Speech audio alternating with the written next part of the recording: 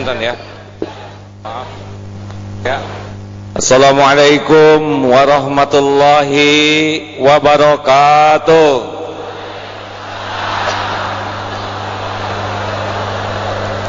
Mari kita sejenak berzikir bersama, ikuti Subhanallah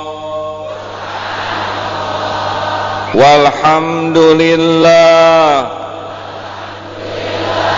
wa la ilaha illallah wallahu akbar la haula wa la quwwata illa billah al-aliyyil azim. Alhamdulillah, Allahumma salli wa sallim wa barik ala sayyidina Muhammad wa ala alihi wa ashabihi ajma'in.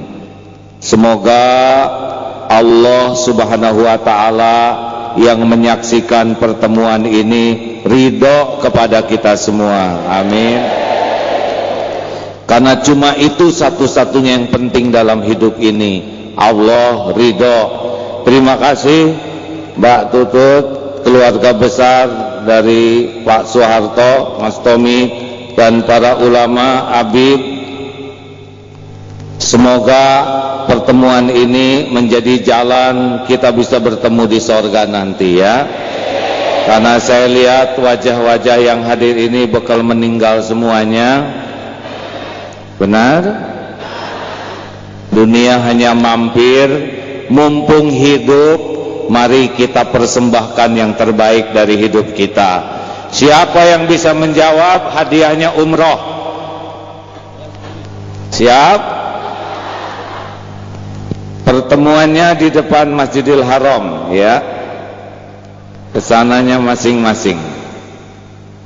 Mengapa Rasulullah sallallahu alaihi wasallam diutus ke bumi? Cung, ulama nggak boleh, nggak kaji. Ya, ya apa? Wah, untuk menyebarkan agama Islam supaya sukses selalu. Benar, tapi bukan yang itu ya. Ya bah, menyelamatkan umat manusia nggak boleh ngarang ya, yang ada dalilnya ya. Apa mbah? Untuk menyempurnakan akhlak manusia, innama bu'itsu liutammima makarimal akhlak. Siapa yang mau ngongkosin beliau? Silahkan. Jadi Rasulullah SAW tuh ketika ditanya mengapa diutus ke bumi, jawabannya simpel. Hamba diutus ke bumi hanyalah untuk menyempurnakan kemuliaan akhlak. Tidak menyebutkan untuk mensejahterakan umat, tidak menyebutkan untuk mencerdaskan umat. Kenapa? Karena kalau akhlak sudah mulia, itu umat bisa sejahtera lahir batin. Benar? Jadi kalau ingin tahu siapa orang Islam yang paling benar pemahaman Islamnya, maka lihatlah akhlaknya. Siapa yang ibadahnya paling bagus, lihat akhlaknya. Siapa yang imannya paling teguh, lihat akhlaknya. Makanya pahala terbesar di akhirat nanti adalah akhlak. Pertanyaan kedua, akhlak datang. Oh, ini hadiahnya haji ya, ketemuannya di Arafah ya. Akhlak datang dari mana? Ngacung. Dari mana? Halo Ibu, akhlak dari mana? Dari kolbu sampai jumpa di Arafah, Bu. Alhamdulillah. Benar bahwa Rasulullah SAW sudah mengingatkan, ketahuilah bahwa dalam diri ini ada sesuatu mudghah, kalau dia baik-baik seluruhnya, kalau dia buruk seluruhnya, ala wahyal qalb. Jadi maaf, kalau ingin tahu krisis di negeri kita, menurut saya sih bukan krisis politik, bukan krisis ekonomi, tapi krisis akhlak. Demikianlah hadirin sekalian. Dah segitu cukup. Sambil nunggu Habib Rizik, boleh ganjel ini. Akhlak, mau dikasih tahu rumusnya 3 sa. Ulangi. 1, saya aman bagimu. Ulangi. Nah, orang tidak disebut akhlak baik sebelum lolos yang pertama ini. Al-muslimu man salimal muslimuna min lisanihi wa yadihi. Seorang muslim itu adalah orang lain, Islam lain selamat dari gangguan lisan dan tangannya. Jadi akhlak yang pertama itu adalah sekuat tenaga tidak merugikan orang lain. Sepakat? Saya sedih kalau ada orang makan permen, makan terus buang sampah tidak pada tempatnya, itu zolim namanya. Makanya saya mohon semua yang hadir, ini luar biasa nih Mbak, saya berhentinya di tol padahal sudah pakai mobil polisi, nebeng, nggak bisa kemana-mana, dibonceng, yang ngeboncengnya juga nyasar-nyasar jauh. 4 jam nih dari Bandung ke sini, 4 jam setengah. Alhamdulillah penuh. Yang paling saya cemaskan, kalau pulang dari sini meninggalkan sampah, itu sudah tidak baik akhlaknya. Setuju? Siapa yang punya sampah, ambil, masukkan ke saku, bawa pulang. Jadi tempat ini bersih, barulah pengajian ini akhlaknya juga bagus. Sepakat? Jangan bikin susah tukang sampah. Udah gaji nggak seberapa, kita ninggalin sampah. Mari kita awali dengan yang pertama, saya aman bagimu, saya tidak merugikan siapapun. Sepakat? Bagi yang suka merokok, sebaiknya dibungkus kepalanya pakai kantong kresek supaya asapnya tidak merugikan orang lain. Benar? Telan sendiri itu asap, ya. Sepakat tidak? Jangan melotot ke saya hadirin. Memang saya suka heran lihat yang merokok, supaya seperti yang kurang kesibukan, sedot tiup,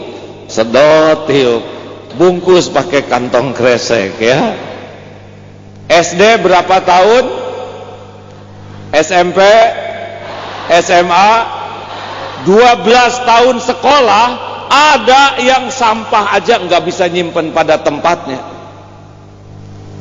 Tambah kuliah 5 tahun, ada yang parkir aja nggak bisa pada tempatnya. Islam seharusnya tahu diri, benar? Islam bukan hanya pakai sorban, pakai baju, tapi yang penting nyata seorang muslim tidak pernah merugikan orang lain. Sepakat? 2, saya menyenangkan bagimu. Ini tingkat kedua nih, ulangi.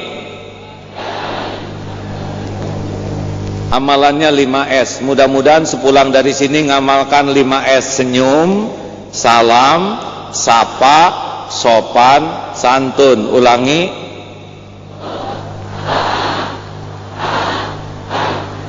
Sayang itu bibir nganggur kurang jelas kayak gitu, ya. Saya pernah jumpa dengan nenek-nenek ompong, senyum manis tetap hadirin. Ayo, siapapun yang melihat wajah umat Islam, seyogianya seperti melihat wajah Rasulullah yang selalu cerah penuh senyuman. Sepakat? Salam, selamat pagi. Kalau pagi, siapa yang diselamatin? Pagi, alhamdulillah. Ya, alhamdulillah Habib sudah hadir. Kita sambut Ya, tolong para ulama, para ustadz tetap duduk di tempatnya. Ya, berikan jalan kepada Habib. Ya, kita akan sambut bersama. Fadol.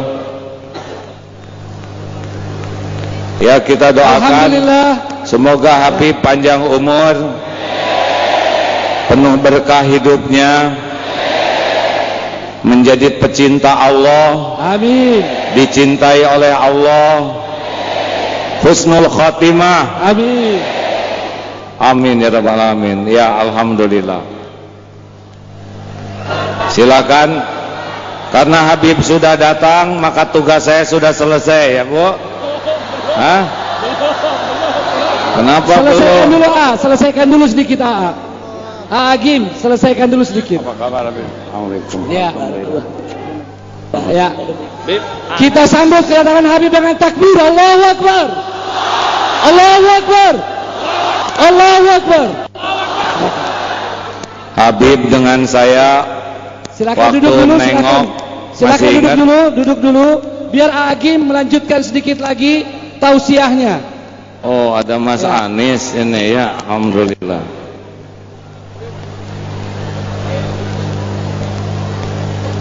Teruskan, ya, terima kasih. Habib, ingat nggak waktu saya tengok dulu ke rumah sakit? Habib bilang begini, kita bagi-bagi tugas. Yang bagian nanam bibit, saya yang bagian ngebasmi hama, katanya begitu. Allahu Akbar. Baik, bagaimana nih status saya sekarang? Bib, bagaimana? Teruskan. Sempurnakan, Bib, sempurnakan.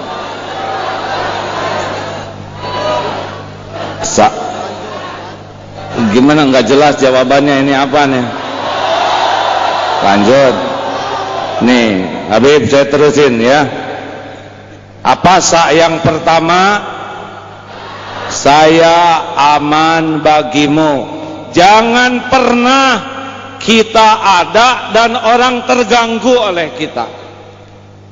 Sekuat tenaga jaga lisan, jaga tulisan, jaga sikap. Orang harus aman dengan kehadiran kita. Sepakat? Yang mau buang angin tahan.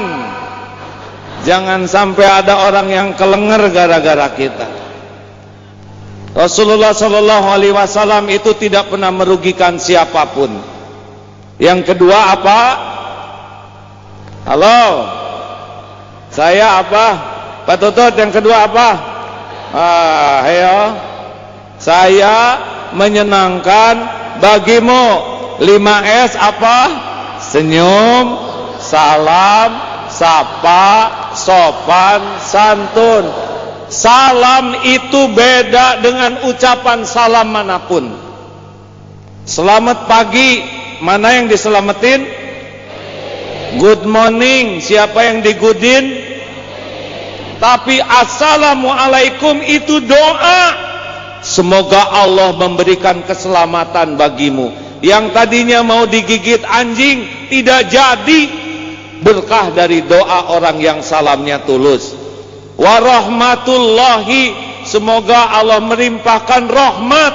Yang tadinya rumah tangganya babak belur, didoakan dengan salam bisa jadi utuh. Makanya salam itu tenaganya luar biasa, bisa menjadi bagian yang merubah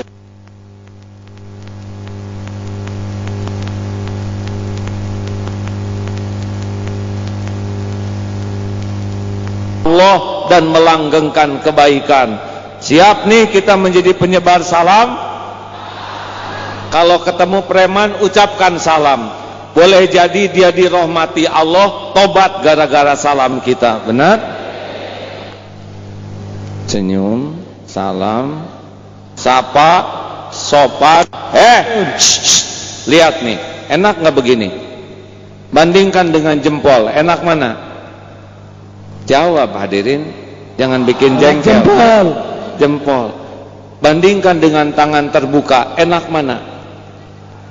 Aneh, ini ada rasanya. Karena yang mengeluarkan hati. Ketika kita begini, itu kita lagi ninggi, saudara dianggap rendah, makanya enggak enak lihatnya. Makanya telunjuk jarang keluar ke mertua, benar? Bisa buntung ini jari.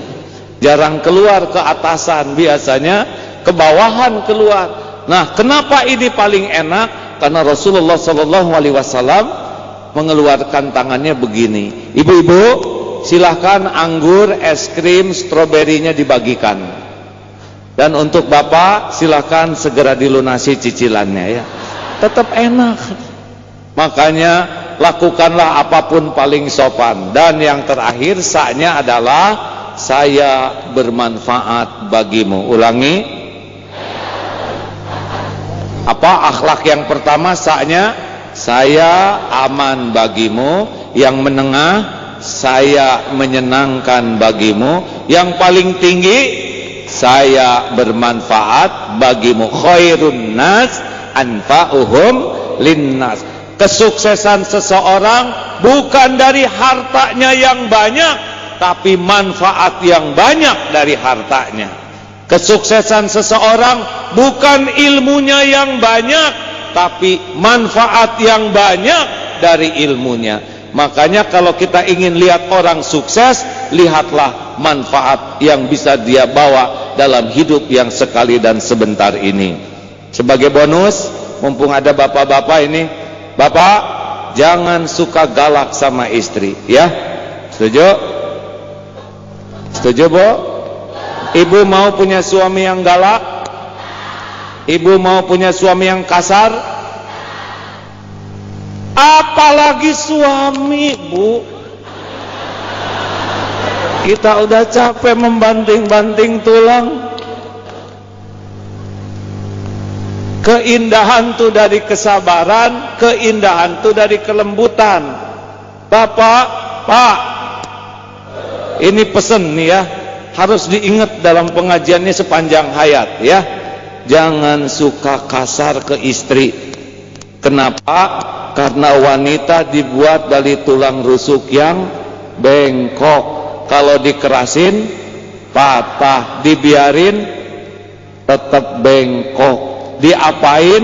Disabarin, didoain, disolatin. Bukan jenazahnya, Bu. Suami harus sholat dan tobat.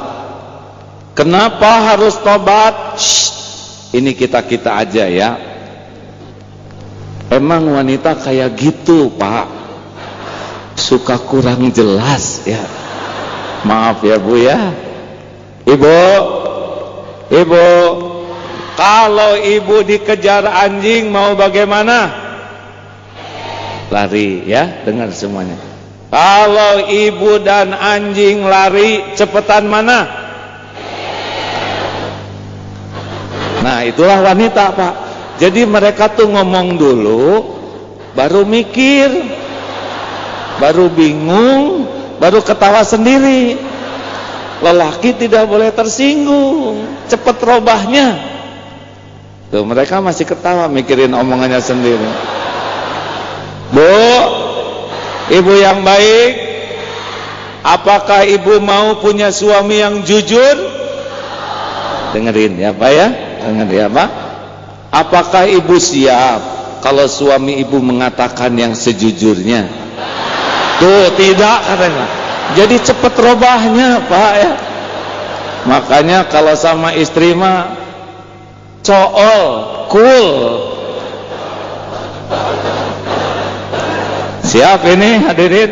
Makanya kalau nanti pulang, misalkan istri tiba-tiba berdiri di depan cermin, "Pak, ya Bu, lihat Pak, Ibu pakai baju ini kelihatan langsing ya."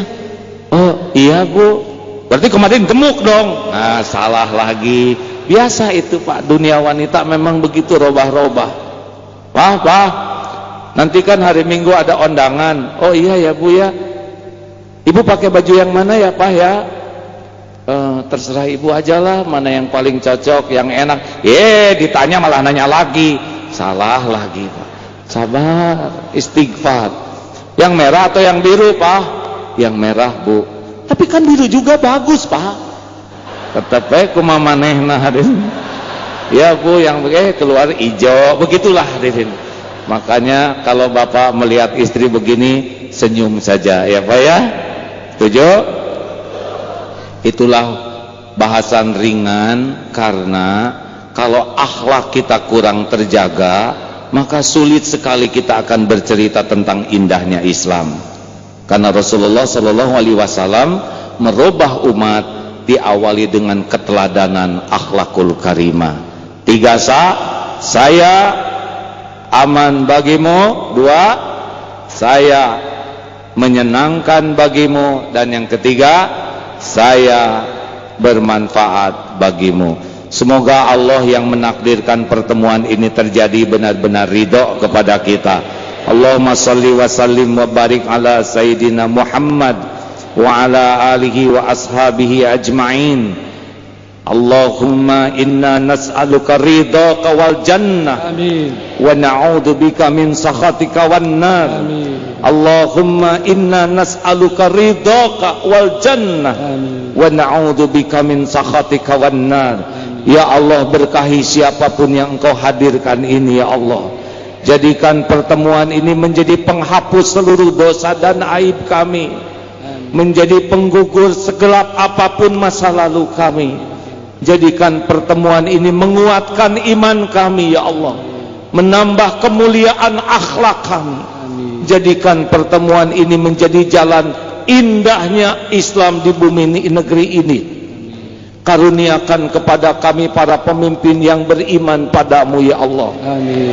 Yang yakin padamu ya Allah. Amin. Yang berakhlakul karimah. Amin. Yang amanah, yang dapat membimbing kami mengenalmu ya Allah. Amin. Yang dapat membimbing kami istiqomah di jalanmu. Amin. Ya Allah, kami berlindung kepadamu dari siapapun yang menjauhkan kami darimu.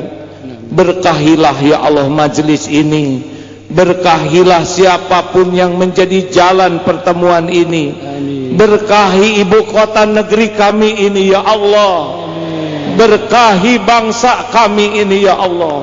Amin. Balaslah dengan sempurna siapapun yang menjadi jalan kebaikan bagi kami ya Arhamar Rahimin. Amin. Rabbana atina min ladunka rahmah wa hayyi lana min amrina rasyada. Rabbana atina fid dunya hasanah wa fil akhirati hasanah wa qina adzaban nar. Subhana rabbika rabbil izzati amma yasifun wa salamun alal mursalin walhamdulillahi rabbil alamin. Khususan untuk keluarga besar Pak Harto, kita doakan sama-sama dengan membaca Fatihah ya. Al-Fatihah. Bismillahirrahmanirrahim. Alhamdulillahi rabbil alamin arrahmanir rahim maliki yaumiddin iyyaka na'budu wa iyyaka nasta'in ihdinas siratal mustaqim siratal ladzina an'amta 'alaihim ghairil maghdubi 'alaihim waladdallin. Amin ya rabbal alamin. Terima kasih, semoga ada manfaat. Assalamualaikum warahmatullahi wabarakatuh. Waalaikumsalam warahmatullahi wabarakatuh. Terima kasih Agim. Nasihat.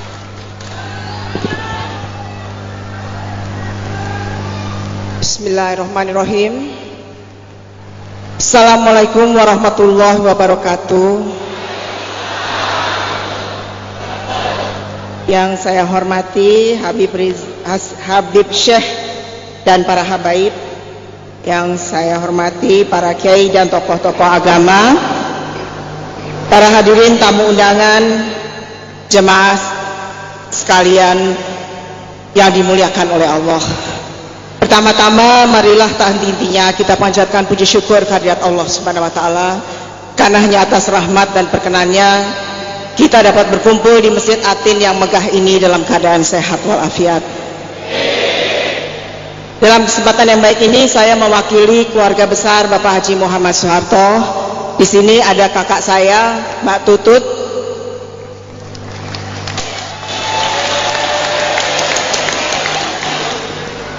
ada adik saya Tommy Soeharto. Mana Tommy-nya?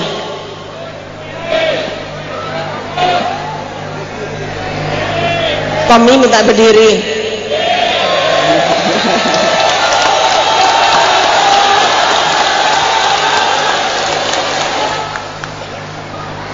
Kemudian ada adik saya juga, Mami, tapi mungkin dia sedang ngumpet karena sibuk ngurusin yang lain-lainnya. Ada juga kakak ipar saya, Mbak Elsya, di sini istrinya Mas Sigit. Ya. Hadirin yang dimuliakan Allah, atas nama keluarga kami mengucapkan terima kasih yang besar-besarnya atas kehadiran Bapak-bapak Ibu sekalian untuk memenuhi undangan kami. Di sini juga ada tamu-tamu kehormatan kami. Ada bapaknya anak saya, Pak Prabowo Subianto.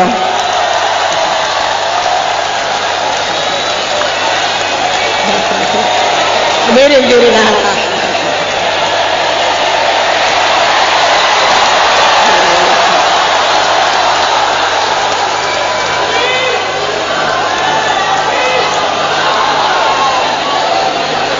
Ada Pak Anies Baswedan,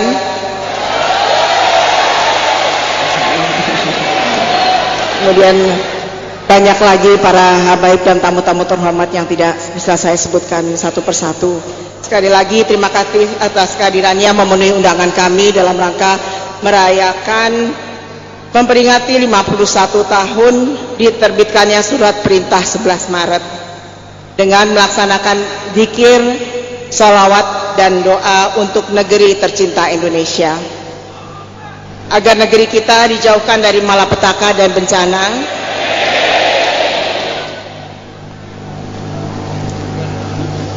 tercipta kedamaian dan kestabilan, sehingga kita bisa membangun untuk mewujudkan masyarakat yang adil, makmur, sejahtera berdasarkan Pancasila.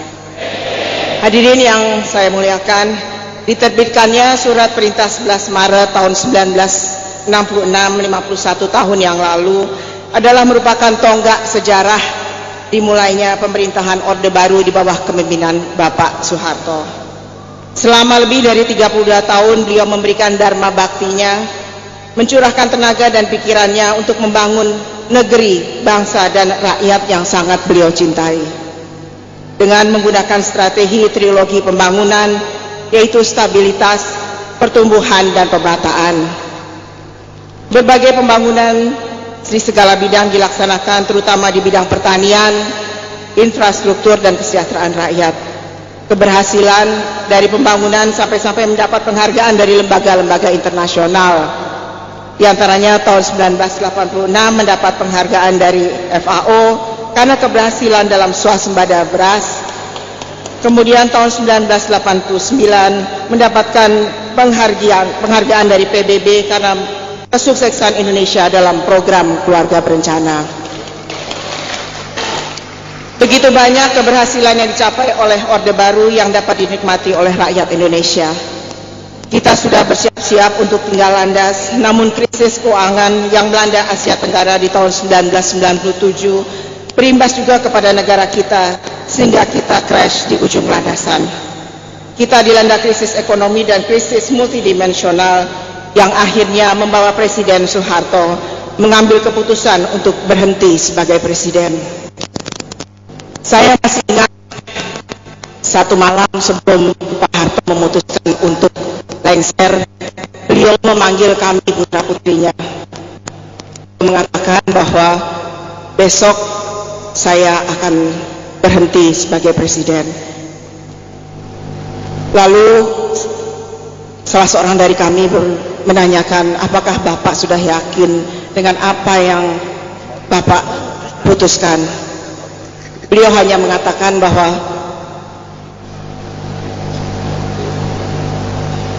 sejarah akan membuktikan apa yang Bapak dan Ibumu telah buat untuk bangsa ini. 20 tahun reformasi berjalan tidak membuat negara ini menjadi lebih baik. Bahkan kesenjangan antara si miskin dan si kaya makin jauh. Saya sangat setuju dengan apa yang dikatakan oleh Bapak Presiden Jokowi beberapa waktu yang lalu, bahwa demokrasi kita sudah kebablasan. Tidak ada lagi demokrasi terpimpin yang selalu didengung-dengungkan oleh Bung Karno. Tidak ada lagi demokrasi Pancasila yang didengung-dengungkan oleh Pak Harto. Yang ada hanyalah demokrasi liberal, di mana setiap orang bisa berkata dan berbuat seenaknya tanpa mengindahkan norma-norma ketimuran yang kita miliki. Perubahan keadaan suasana yang tidak nyaman dan menimbulkan ketidaknyamanan di berbagai tempat ini. Kita sering mendengar orang mengatakan enak zaman Pak Harto.